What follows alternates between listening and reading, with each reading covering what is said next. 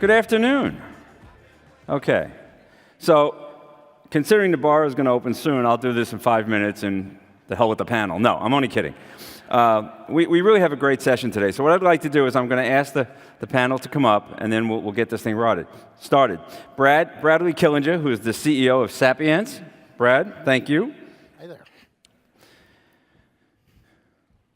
Puneet Bhatia, he's the author, Be Ready for GDPR. It's not a novel. It's serious. And rounding out the team, Matt Figursky, who's the Vice President Strategy at First Data Corp. Matthew? Okay. Well, again, thanks for being here. And you know, quick question. How many of you are in regulated industries?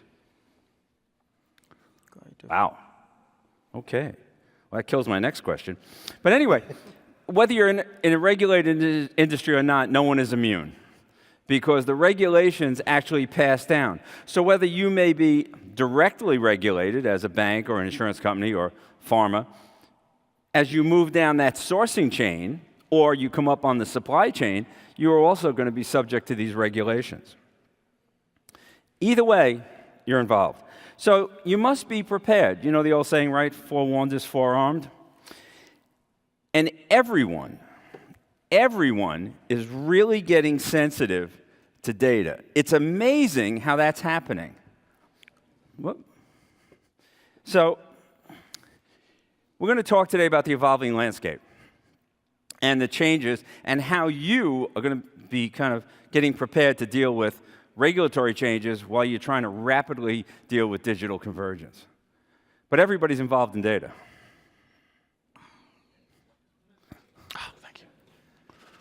Thank you. Right? I mean, it's only a matter of time before that happens. And the future is very exciting. How many people are involved? Right? We all talk about digital convergence and all the things that are going on. This is great stuff. It's an exciting time to be in the industry. But it's also going to be a very challenging time. Right? Evolving governance landscape. It's changing as fast as we can blink. Right? I mean, GDPR was around, and all of a sudden it was on us. How do we keep pace with trends? How are we going to balance, innovation with regulations? The regulators, by the way, are getting very good at this. They're catching up with us. They're starting to use our own technology. The regulators are smart. And the nice part about the regulators is that they keep the playing field level.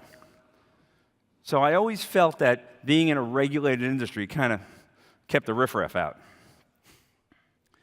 How do we innovate while complying? Innovation. We don't want to stop innovating. And lastly, how do we innovate while being compliant with the laws? This is an excellent panel who are going to take us through this. We have some topics we're going to cover, but we're also going to ask for questions. So don't wait for the Q&A at the end. If you have a question, raise your hand, and my son Sean will come over, and you can tell by the hair. My son Sean will come over, and he'll have the mic, okay? So here we go. All right, changes in governance. I'm not going to read this. You're going to read this. Okay, come on, read faster. All right? So we have to now track risk identification, so we have to know our portfolios. We have to understand risk. What is inherent risk? Does it start with the product, or does it start with the sourcing? Inherent risk starts with the product. Controls, compliance, governance, all of that. So the first question we have for the panel, and I'm going to start with you, Brad. What new trends of activities are you seeing? What are people doing to deal with the rapid changes?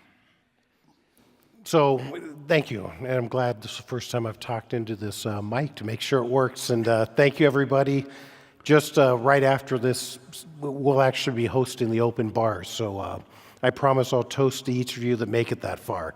So to start out for us, we're seeing a number of interesting trends, and one of the areas that we're seeing is a balance between, companies relying upon old, manual entry kind of driven technologies of which you're basing a number of your different governance solutions against, and technologies like our company represent, where you can start moving the organization into a really real-time data collection scenario. And I think it poses a lot of very interesting topics or conversations that kind of spring off of that around, individual employee privacy, contingent workforce privacy, and different areas that we're going to explore today. But certainly with the continued evolution of technologies and being able to do a lot of real-time data-driven analysis that can allow companies to be much more successful, how you balance all of this is one of the big areas that we're seeing with our clients and we are working with them on. Matt, how do you look at the whole world of Agile and DevOps and that we're moving so much faster to get to market with new applications or processes or platforms?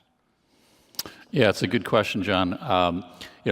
I think no matter what seat you look at, and there's usually two, it's either you got to sell more like Brad does, or you got to, like me, you got to deliver more for less cost. The tools and the processes are going to change, right? The tech stack's going to change, the tools are going to change, the underlying technology is going to change, but the people management, the workforce activity and analytics, and the overall governance are what makes the difference. So that's how we're approaching it at First Data, and the more data that we can get in a real-time way that gives us an overview and insight into what our third-party suppliers and then frankly even our own employees are doing in our development centers, some of them 8,000 miles away, is forcing us to use different tools and technologies to oversee that, tighten over our governance structures and processes, and bring multiple stakeholders together. And it used to be, the sourcing department, the tech department kind of converging to oversee this. Now it's much more multifaceted. You've got compliance, you've got data across borders, you've got your privacy data lawyers. All of these stakeholders have a say now in this new environment. And so it's forcing us to be more disciplined, to have a more comprehensive program, and to use tools to get to data to help manage both what's happening within our shop with our employees as well as our outsourced workforce. Okay. Interesting. Thank you, Matt. Puneet, let's get right to it. How do we deal with all these regulations? How do we get ready for this stuff? That's an interesting question.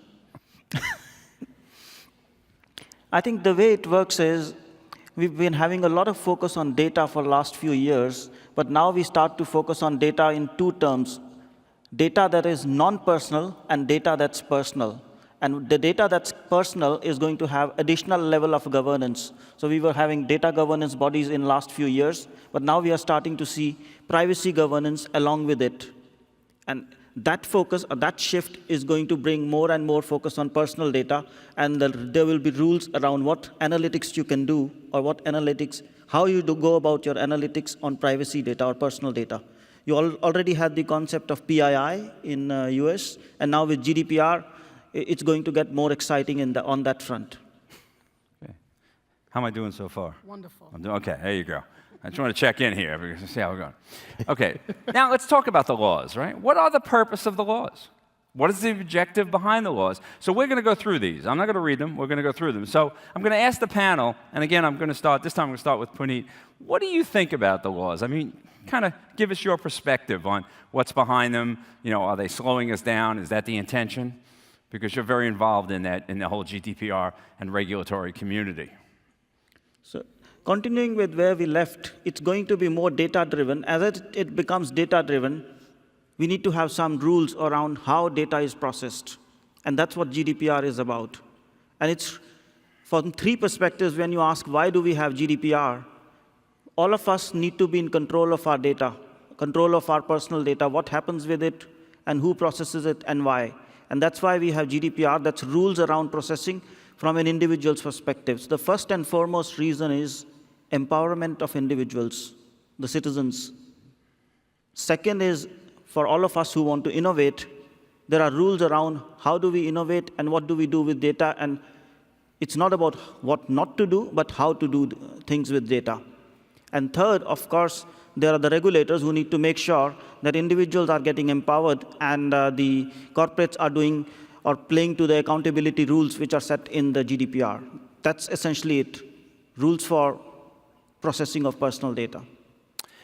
Matt, do you think that we're seeing this increase in regulation because of the breaches, because there's been an increase in breaches, and the regulators or the governments just don't know what else to do but to try and put more controls in place? Yeah, I think that's spot on, John. If you look at what happened with Equifax and a few different large corporate environments when they get breached, it causes havoc. It does a lot of damage to shareholder value. It does a lot of damage internally around inviting in the regulators. So I think there is a reaction function to that, John. I think at the end of the day, though, it does force you to think about where your data is, how you're using it. I think the laws are always going to change, and I'll leave that to Puneet, the experts, and lawyers. But I think as technologists and folks who manage large operations, it's incumbent upon you, no matter where you are, to start thinking about how you've set up your relationships with your third-party providers, how you've set up the outsourcing SLAs and KPIs, how you manage that global remote workforce, not just with them, but with your employees in remote and offshore locations, and ultimately drive productivity. So although it's not pleasant if you've ever had to sit through a conversation around GDPR compliance and how you pass the test, I think it does force us in my side of the industry to think in a little bit more of a both strategic and disciplined way about how we set up our offshore relationships and how we set up our governance structures, and ultimately that should drive the right behavior, although I always get a little suspect when the government shows up and says we're going to help you. But that's how we've approached it so far, John. Okay. So if I can just chime in. Jump in. Is from a Sapiens perspective, our experience is we are GDPR compliant. We never capture any PII. And one of the strategies that we've embarked on is we're really trying to embrace these regulations. So we're building a data capture platform that is in compliance. But one of the interesting questions I think on here is does it slow down innovation? And I would tell you across our 90-plus clients, one of the things that's really hurting us is lack of definition of what does it mean, what does GDRP really stand for, when is something truly PII, and I bet we have a different answer from every lawyer that we talk about with any of our clients. And so I do think there's a push, or what we're hoping for is much more standardization and common understanding of what all these regulations really mean. I think that has been a challenge. GDPR is a different kind of a law. It's a framework which gives you ideas on how to maneuver and how to operate. It's not a black and white law. And then some of the lawyers and some of the consulting firms have taken advantage of it, and there are a lot of variable informations or variable patterns that exist on what you can do and what you cannot do. Yep. But I can assure you that you can do everything as long as you have a reason and you can justify it. Yeah, and that's where we've ended up coming down to, which is as long as you can define what it is that you're doing in the business objectives, that you're going to be fine. But it still comes down to a point that every single client, I think they struggle with this. And I know when we were talking earlier, we were joking about, there's been a whole cottage industry that's kind of been born through this. And, and it's not an inexpensive cottage industry. So I worry that there's a lot of advancements in technology and other ways for companies to be able to drive significant benefit, but their ability to be able to capitalize on that is getting slowed down because of that lack of a common understanding. Right. How many tech folks? How many do we have really? How many techies are in the crowd? Okay. There you go. All right. So, how long have you been in the tech industry? 4 years. 4 years. Smart kid, millennial, came out of school, good training. Do you know what bug data is? Know what is? Bug data. No. It's big spelled wrong. Because you know what big data is. When I looked at that, I was saying to myself, boy, I've been in this business 40 plus years. I never heard of bug data. Yes, I do know what big data is. It is big data, right? Okay, I just want to make sure. I'm on a track here. Okay. Guys, I thought one of you snuck that one in. Okay. But really, do the laws apply? I mean, think about it. We're talking about, remember, if we go back for a minute, right? Look at that slide.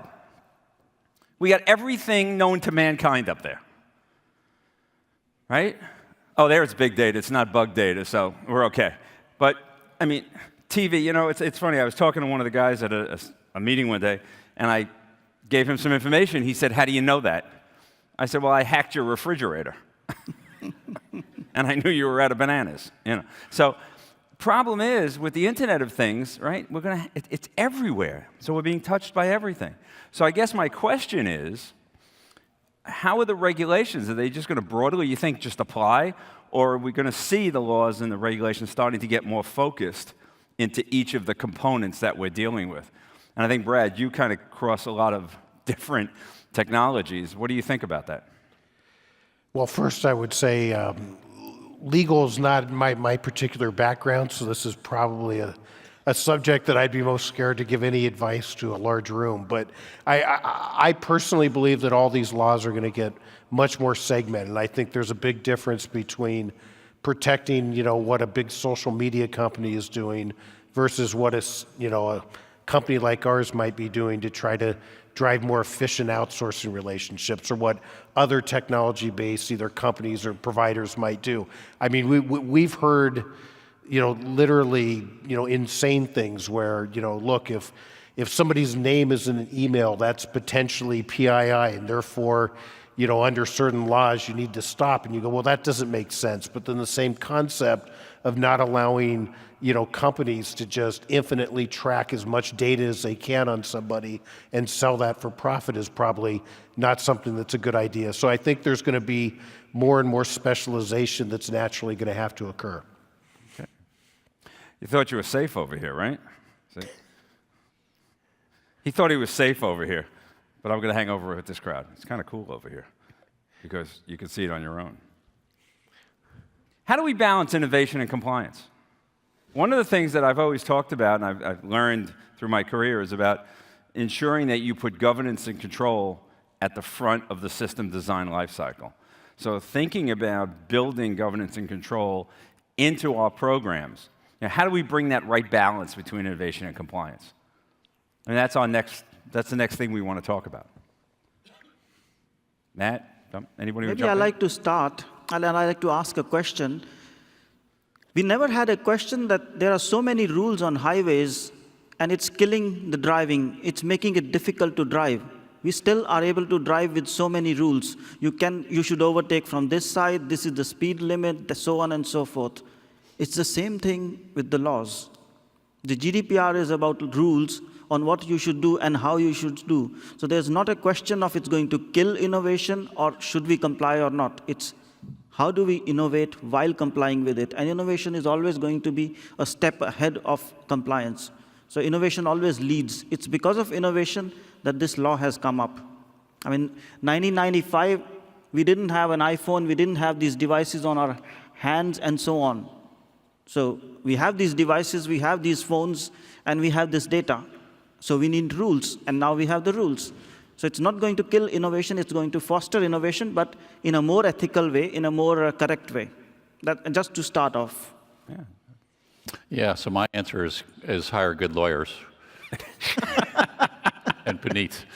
No, I think you got it right, John. It's a balancing act. So, and some of these things are being interpreted as they're happening now. I remember sitting in our chief counsel's office, actually trying to make the case and documenting what we had planned to do and how with the Sapiens product. And so we eventually got to the right place, but it wasn't without some outside counsel. It wasn't without getting multiple stakeholders, compliance, data cross borders, data transfer agreements in place with our third parties, and ultimately with our privacy lawyers to get it in place. But I think the point is, and you touched on it, innovation is driving, the changes in the environment are driving, governments, lawmaking organizations, big corporations to change their behavior to stay from getting out of trouble. And I don't think we know exactly the road that's going to, play out. But taking it one step at a time, we were able to just, trying to give you a practical example, actually get Sapiens into the EU countries, except for so far Germany and Poland, which were a little bit more difficult for any of you guys who have worked overseas.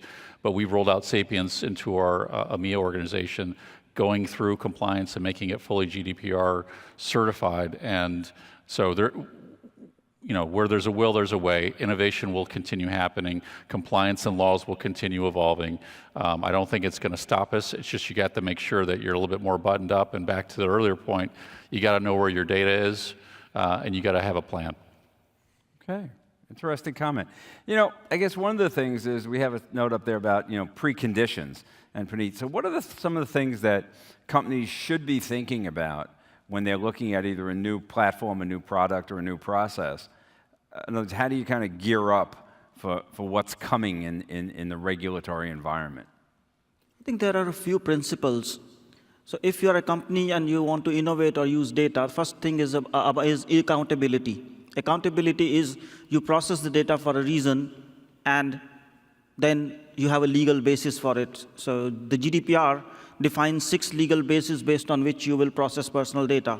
So like Brad mentioned, you don't process personal data, so then GDPR does not apply to you. Right. And that's the certification you need. You don't process personal data. But if you process personal data, there are 6 reasons legally for which you can. One is a contract. So if you have a contract, you can process personal data. Second is the legitimate interest. So that's the reason why a company exists. So there's a room to maneuver. As you say, different lawyers give you different opinions. Some lawyers say marketing is a legitimate interest for me as a company to exist. Another one comes in and says, well, not exactly. That's not a lawful reason, and you should ask the third, say, legitimate reason, that's consent. The next one is a vital interest. So vital interest is sitting here, I have a heart attack just now, let's say next moment, and you're not going to say he's a EU citizen, GDPR applies, let him leave him there. You're probably going to help me out. You're going to take my wallet and call the doctor. And then the other one is statistical and research purposes. So, and the legal compliance then. We should delete data, but we need to keep data for certain laws. And if we need to keep data for those laws, it's legally required. So those are the 6 reasons with which you should process personal data. So those are the preconditions. And the next thing is, we talked about accountability. Yeah, I'm taking a little bit time, but you ask a difficult question. That wasn't for you, that was for me. OK, that's fine. So the next one is transparency. So you are able to demonstrate why you process data and are able to inform the individuals what's the basis, what data you collect, why you collect, who do you share it with, and where is data going. So the challenge is most companies don't have a view on where the data is flowing and where it is. And that's why this whole commotion is there. Okay. And then the next one is data minimizations. So don't collect data that you don't need. Typically, the trend has been, let's collect as much data as we need, and then we will do big data. But big data will be more efficient if you have less and focused data, and then you can run your algorithms on specific things. I'll stop there. No, that's a good point, the targeted focused data, right, as opposed to just having everything. Yeah. Because I think that's one of the challenges we face. And Matt, we talked about that before, but we have a lot of it, and sometimes we don't know where it is. That always becomes a challenge. So, and when we talk about companies fulfilling their obligations, how do they fulfill the obligations when innovating? So is it, like we said earlier, kind of getting it into the system design lifecycle, building the controls in? And even at the business case stage, because that's another point. We have that up there. We thought that was a pretty cool comment, right? When you're building a business case and you go into senior management to show that the value of a program or product to change, do you think about fines? Do you look and say, well, it's a great idea, but here's what may happen? Something to think about. Doesn't anybody have a question? I could use a little help here. Come on. Nobody? Oh, Sean, we're going to have to crank this bunch up. Okay. But anyway, so how do you do that with fines? I'll just add one more to that before you get to the fine thing. But I think that, to your last point, in fact, what we've seen is innovation, yes, regulated by compliance, impacted by regulations, causes more innovation. Yes. So an example is, to your earlier point, knowing where the data was, when we had to roll out a large project, we were bringing in BMC's Remedy 9. We actually worked with them to change the product a little bit in order to meet the requirements that our regulators were forcing on us, which BMC used to put back into their technology. So there was something that they could use to roll out to their other clients. So it's it's a cycle, right? So because you're innovating, laws come into place, causes more innovation. You got a new product out in the marketplace, a partner that we had. I don't think that's going to stop. You just gotta get in front of it and you got to embrace it. Here's an interesting thought, because I was just kind of going through my brain here. You have a question?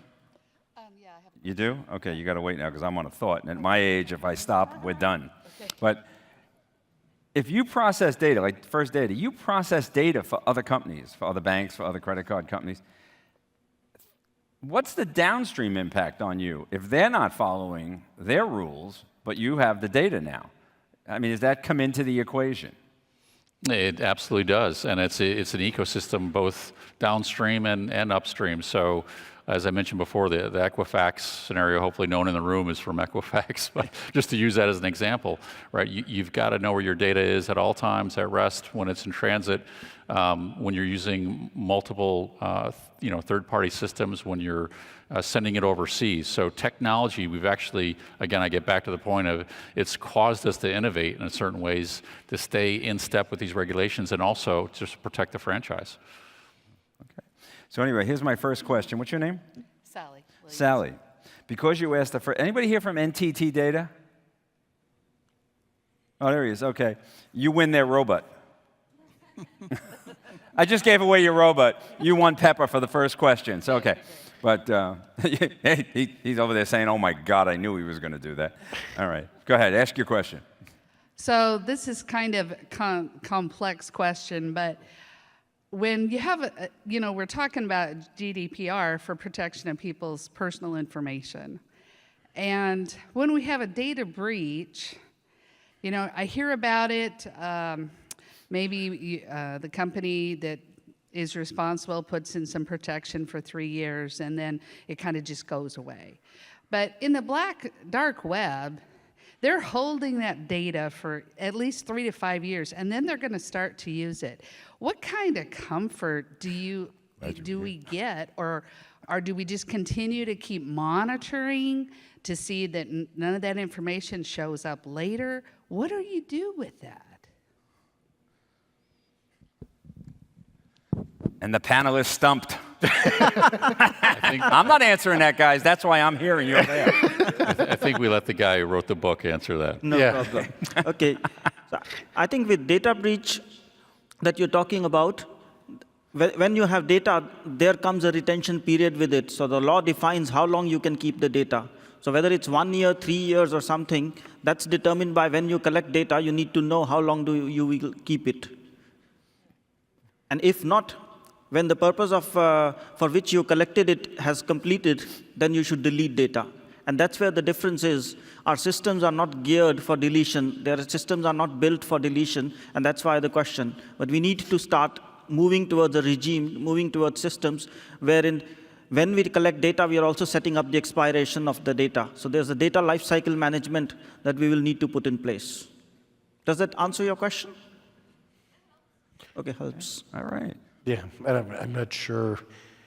Certainly, I'm not capable of commenting on what you do to get it out of the dark web, but that's a scary proposition. And I know for our company, we don't collect any of that PII, so it's not something we've been strategically thinking through. But it's a good question for any of us that have had our stuff hacked. Yeah, well, I live on the assumption that my data's been in the dark web for 20 years, so I don't even worry about it anymore. That's me. Okay. Well, moving it along, the future impact of regulation on innovation. Puneet thought he was off the hook. He's on all day. Will there be more laws like this with significant fines? Are we going to see fines becoming the real enforcement tool as opposed to just, a reputational damage or, getting in, as we used to get in banking, MRAs and MRIAs and all that. Now they're going to get serious with the fines. So that's one thing. We're going to talk about innovating and, what do you guys think about all this? So with the first one, what do we think is going to happen? Do we think we're going to see more fines? Do we think we're going to see other challenges beyond fines? I think fines is the last resort. The first option is the fines are there to make sure you comply with the laws. And if you don't, the first thing is you'll generally get a warning. If you don't comply, then you get a second warning normally. And then you get a small fine, and then the maximum fine. So if you ask me, are there going to be more laws? I think there are some already in the pipeline. There's the e-privacy regulation in Europe, which has similar fine, 4% of global turnover. There's the Data Protection Act or Data Protection Bill in India that also has 4% of global turnover. There's the California Consumer Privacy Act that has basically, it looks small, $7,500 per incident. That's $7,500 per incident. So it can roll up to a significant amount, and there will be other laws as well. So there would be fines with the laws, but they're not there to fine them because it's not the business of, the regulators don't run their business based on fines. Clearly, you haven't been on Wall Street for a while. I'm just kidding. It's possible. Just kidding. Well, okay, so fines are going to be the last, sort of the last requirement Right. or the last straw. But how are we going to, do we think they're going to start demanding changes? In other words, is it just going to be you have an issue and you have to solve it yourself? Or are we going to see regulators becoming prescriptive in their solutioning? Saying, well, you have to do this because this company did it. Do you think we're going to see any of that? And what's that challenge going to be, you know, across platforms? I mean, Matt, you know, going across your platforms, you can't design first data platforms similar to, you know, some other corporation. I mean, you have your own concepts, your own approaches. So do we think we might have prescriptive solutions from the regulators, or do you think they'll stay out of that arena? I think that's the purpose of GDPR is opposite. Before GDPR, the regime was anything you have to do with the data, you have to ask the regulator and then do it. Now it puts the onus back on the companies, and it puts accountability principle. That is, you decide what's the best, you follow the rules, and then when something goes wrong, you're going to be asked, why did it happen, what did you do, and how did you, what measures did you take? And if you've done the right thing, if you justify it, so you have an evidence, a trail of why you make certain decisions and what was the basis for it, and like you say, you've taken the legal advice, you asked all the right experts, and then made an informed choice, then you have less and less reasons to fine you. But yes, over time, it'll happen.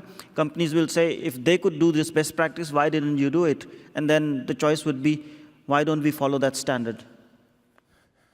Okay. Yeah, and I would comment just on this area that very simply, I believe monetary either reward or sacrifice is the great motivator for most companies. Right. And so there's no question there's going to be more laws. I look at our company and I say, obviously, we're going to keep innovating and designing a product that is going to be in compliance and meet the requirements of our customers. And I think when I just read, I think they just issued I'll leave names nameless, but a $40 million fine over in Europe. And I think once you start having this happen more frequently, that is the great motivator that I think is going to get laws more standardized, to get companies driving more towards it, products like ours to be more and more geared towards exactly what the marketplace needs. So let me ask all of you. How do you think it's going to, the regulations and the fines and all the things that are coming, how are they going to have an impact on your innovation, on your changes?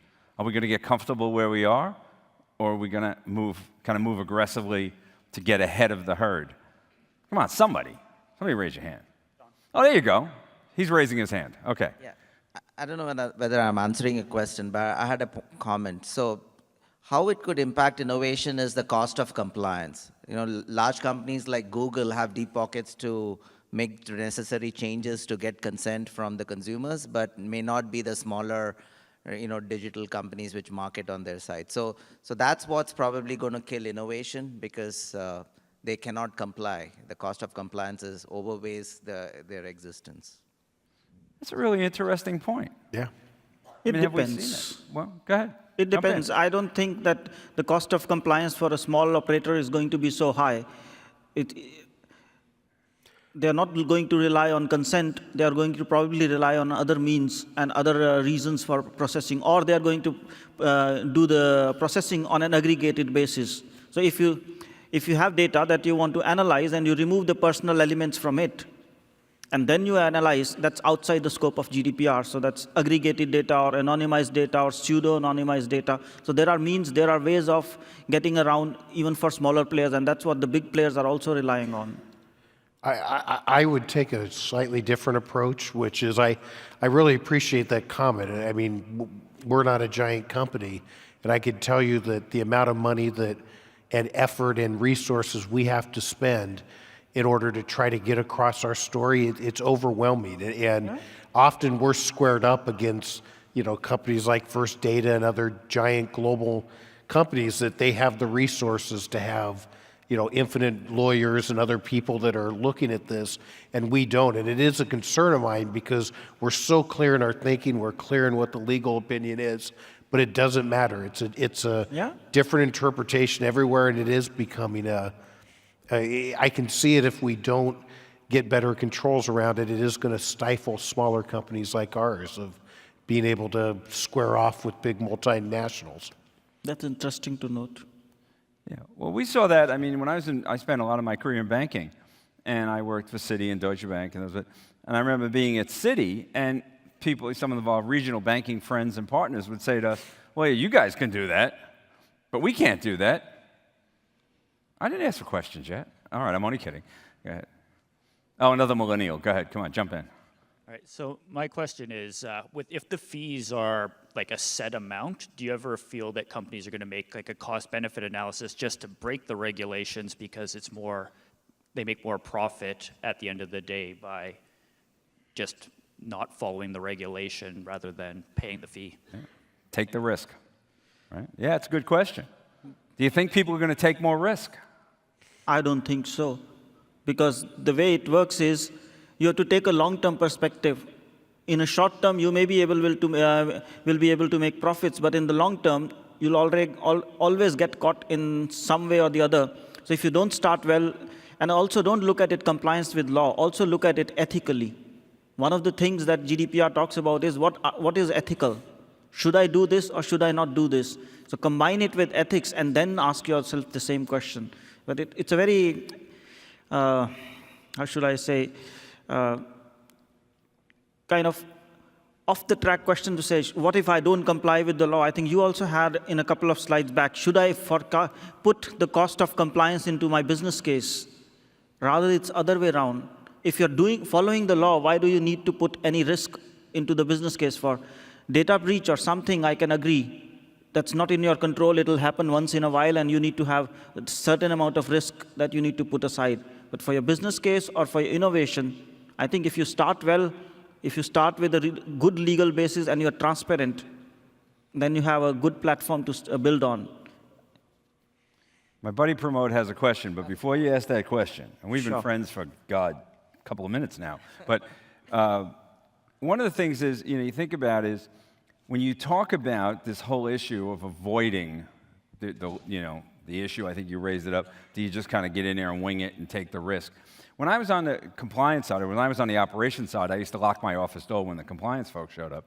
But then, of course, when I moved over to global compliance and anti-money laundering, we started a kind of a mantra that was compliance is about how, not about no. Right. And then I realized that the compliance folks weren't there to put us out of business. They were there to kind of guide us. And if we asked that question, okay, how do we do something, they would often help us. So one of the things I want to encourage all of you to do is ask that question of your compliance and your regulatory folks. Not, oh, it's you again, but I'm thinking of this right at the beginning of the design life cycle and say, what do you need for us to make this successful? So keep that in mind.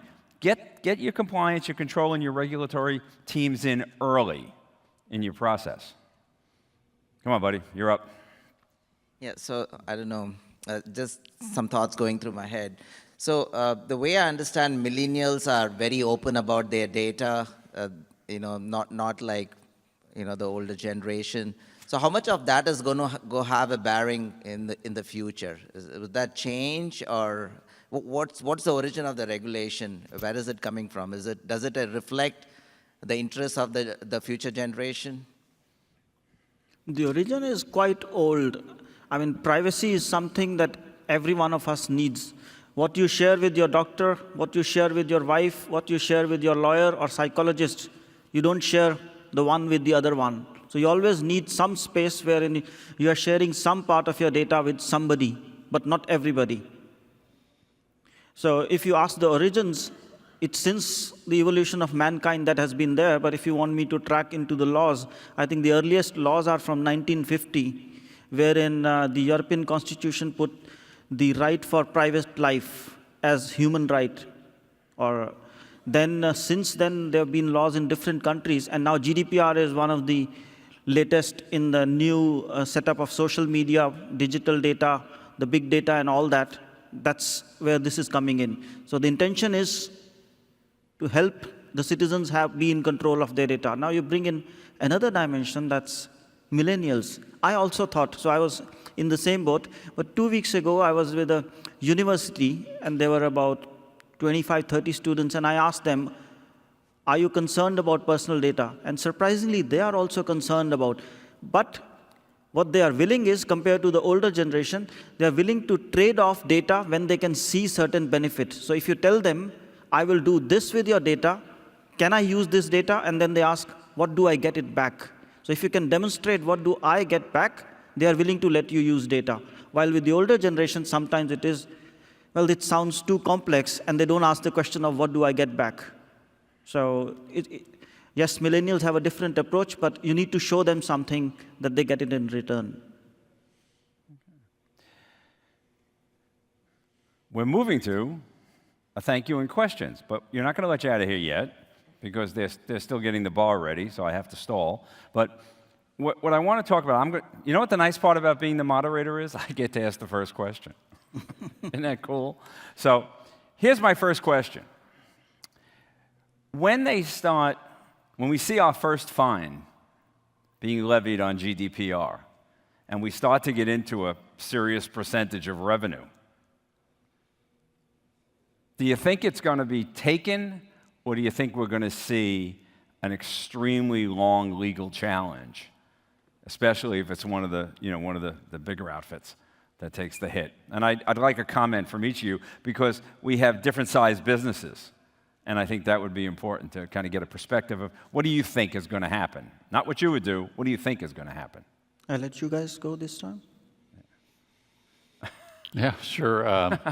Good question. Again, not my specific area of expertise, but I think you're going to see some pushback from organizations who clearly believe, anyways, that they have gotten plans, they've put together a strategy, they've gotten their governance process in check, they've done all of the internal, meet the requirements to push back. I mean, I think, there's still a lot of that's still unfolding, evolving, and if you're right out of the gate admitting to something, and again, not a legal strategist, that missed the mark for someone else's interpretation, I don't think corporations have any other choice but to fight back initially. And they also know, I think we've learned, and we deal a lot, I'm sure a lot of you do too, with if you're a regulated entity with the FFIEC or the OCC or whoever it is, that this is evolving, right? So they're still kind of, I wouldn't say making up the rules they go, but the implementation of it is still being watched. So I think there's some room there to push back, and I certainly know my organization well enough that we would, if we really believe we have a good, strong case, that we would push back. And I don't know if that causes then, an adversarial relationship with the regulators, because you try to, keep that on even keel, but. It'd be one thing if it was something, a statute was around for 20 years and you violated it and it was pretty clear. It's something very different that's new and evolving, and there's a misstep along the way. Matt, do you see, Brad, I'm sorry, are you seeing a request for people looking for more data, to be able to have access to more information that are in their systems? In other words, are we taking advantage of the technology that we can go in and pretty much find anything that's going on within our systems? Not are you hoping, because I know you want that. No, I mean, so for us, we can go, theoretically, we could go as deep as we wanted, but, for us, we're, as a company, trying to balance between what is very useful information that can help drive a company to operate more efficiently, versus too much information where it's big brother. And we're also straddling a line of where we've developed a whole system, by the way, that's taking this usable information and delivering it to the employee as well, so that they can use this information. So there's a balance or something different with what we're trying to design towards, where this information can be used on one side in global capacity management, on the other side, to the direct employee or contingent worker who's able to leverage that information for them to become, more effective, more efficient, promotions, et cetera. And so not all the data is bad. And just because someone says, hey, is this PII, is it not, are we collecting enough? I think there's a certain sense of responsibility about companies, and again, I'll just speak to ours. I know we put into our thought every day about how we straddle that fine line between, highly usable information, but not, anything that breaches into personal information that we'd consider offensive. Okay. Well, one of the things I always said over the years in being in the business, and I've learned, was that people look at control and monitoring to find negatives. You can use controls and monitoring to find opportunities and positives. You may find that there's a team who is a little bit different than another team, but maybe they figured out a better way. It's not necessarily they're doing something wrong. So look at controls and monitoring as a tool to help you run your business better, not just find someone who went a little bit off the reservation. Okay, we need questions. Come on, guys. Somebody jump up with a question. Nope, I have one. Oh, heard a question. There we go.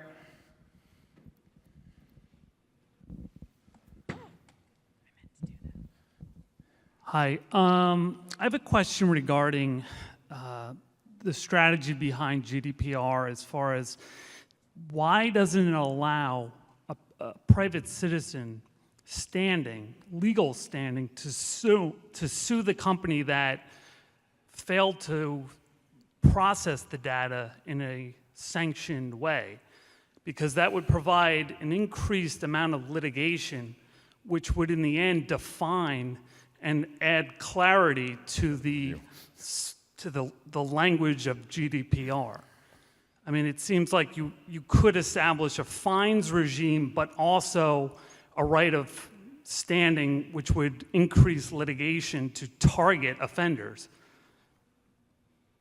So your question is, why doesn't it go into the litigation regime rather than a fine regime? Both. But it is both. Both, I think. Yeah, so GDPR allows for both. So individuals are given rights. So rights meaning you have the right to ask what data you have about me. Then you ask, can I have it back? Then you can even ask, why do you have it? Then you can even ask, hey, that's not correct, please fix it. Or you can even ask that you have no, I think you should give the mic back to him. He has a follow-up question. And then you can also ask for deletion of data. Now, I'm sitting over here out of the way because that was a tough question. Where are you? I'm hiding.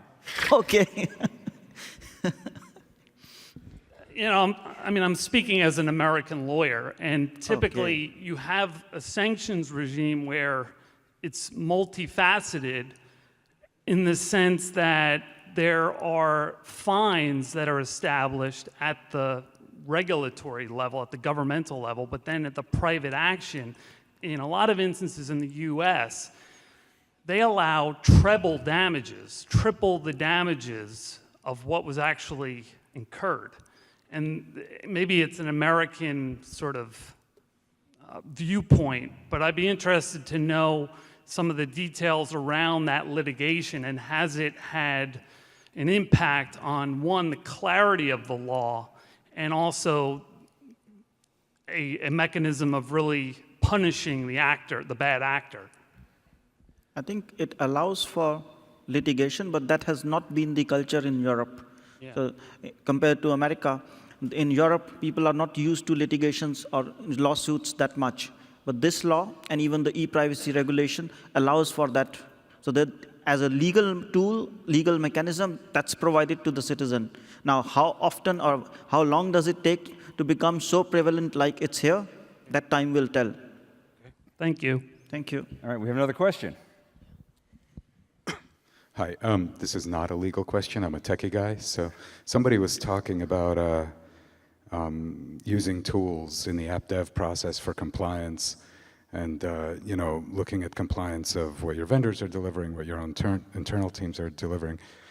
And it strikes me that with DevOps, which is kind of the current trend in development, most of the tools are kind of for developers, and they're not really intended to be read by management or compliance people. And I'm wondering if you can comment on that, and if that's a trend that you're seeing of actually plugging things right into the dev process so that you can get some sort of intel from a compliance standpoint.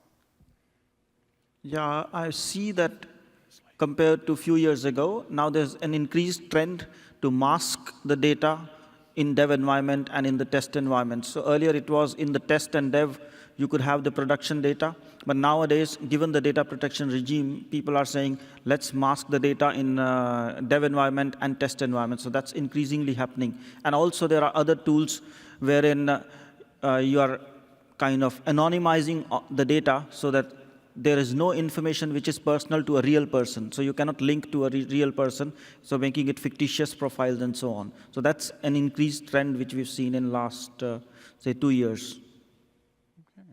Yeah, and I would just add to that, and I mentioned it earlier, just as an example only, for the techies we use, BMC's Remedy 9, and to allow us to do basically application maintenance and support in different locations. And Puneet's point's right on. In the past, we'd only mass production data over specific things, and now it's across all environments down to your disaster recovery environment. So technology, I get back to, will find a way to innovate, evolve products, use other tools such as Sapience or CAS for quality to see the outcomes of what the workforce is doing, as opposed to looking at the data to see what the specific data that the regulators care about to measure performance and to gain efficiency. So like I said earlier, the tech stack will always change. The process will change. We'll move after Agile.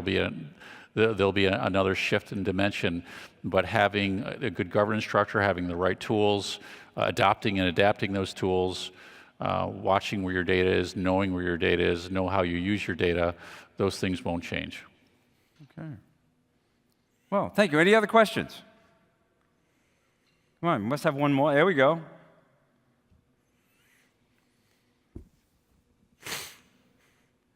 Thank you. I just have a quick question. I think overall, at least the tone of the conversation today has been around safeguarding PII and data from bad actors outside of government, right? But I'd be interested to understand you two gentlemen's perspective from a commercial space and of course, from a regulatory space, what safeguards you think companies should have in place that protect them from providing too much information to government, and of course, what regulation you think should be in place to again safeguard that information, because of course, to your point, millennials may not be too worried about oversharing, but I think that's largely due to the fact that we haven't seen many bad actors in government, at least in the West, recently. But I think it's still something that's important to keep in mind. So I'd just like to hear your thoughts on that. Yeah. Okay. No, he said two gentlemen, so I don't.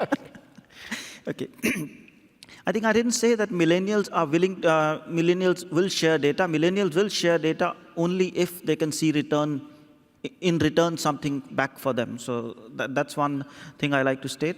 And for the rest, I think there are laws which are industry specific, which allow for sharing or which ask for sharing data in different industries. So they will exist, and the data would continue to be shared on that basis. And they're not based on PII or personal data or non-personal data, they are overall. And I think they will continue to stay. So I don't know if you want something specific that you want me to comment on. Yeah, just, I think, again, the large portion of the focus of at least this conversation has been around keeping data away from bad actors, but I was just wondering what thoughts you guys had on keeping data away from governments when, to your point, the European Constitution has a right to privacy for its citizens. Okay, so the GDPR also applies on public authorities or regulators in Europe. So they cannot ask data, more data than what is necessary for the operation. For example, there are some public bodies who are also concerned about how the data needs to be deleted and how do they take care of their day-to-day operations, like the police operations. Normally, it's a 2-year or 3-year cycle before an attack happens and the criminal leaves traces. So now if they have to delete data upfront, that's a risk to the security. So those kind of discussions are happening, but it applies to everybody. And it's not like the regulators are exempt. And regulators are not going to ask additional data. However, there's also complexity, because you have industry regulators and now you have a privacy regulator. So if you have a breach, do you go to your cybersecurity regulator, your industry regulator, or your privacy regulator? And right now, it's everybody.